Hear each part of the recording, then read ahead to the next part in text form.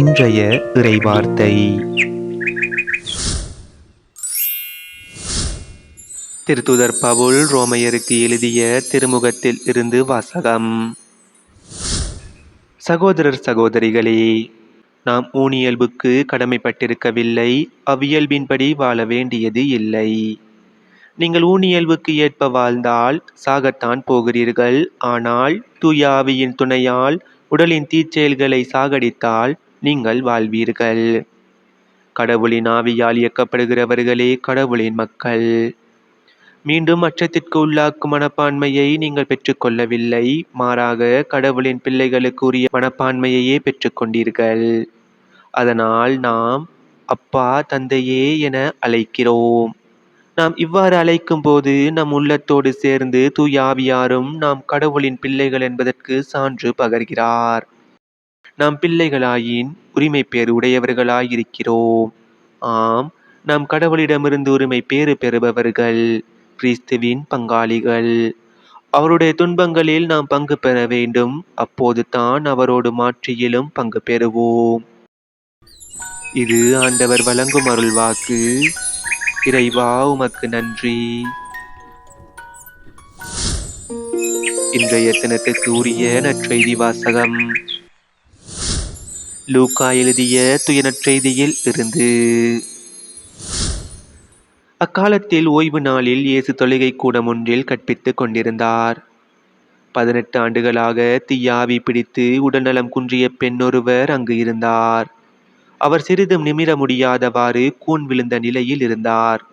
இயேசு அவரை கண்டு அருகே கூப்பிட்டு, அம்மா, உமது நோயிலிருந்து நீர் விடுவிக்கப்பட்டுள்ளீர் என்று கூறி தம் கைகளை அவர் மீது வைத்தார். உடனே அவர் நிமிர்ந்து கடவுளை போற்றி புகழ்ந்தார்.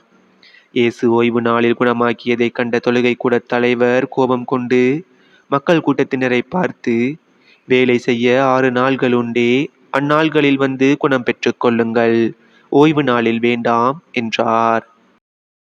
ஆண்டவரோ அவரை பார்த்து, வெளிவேடக்காரரே, நீங்கள் ஒவ்வொருவரும் ஓய்வு நாளில் தம் மாட்டையோ கழுதையையோ தொழுவத்திலிருந்து அவிழ்த்து கொண்டு போய் தண்ணீர் காட்டுவது இல்லையோ?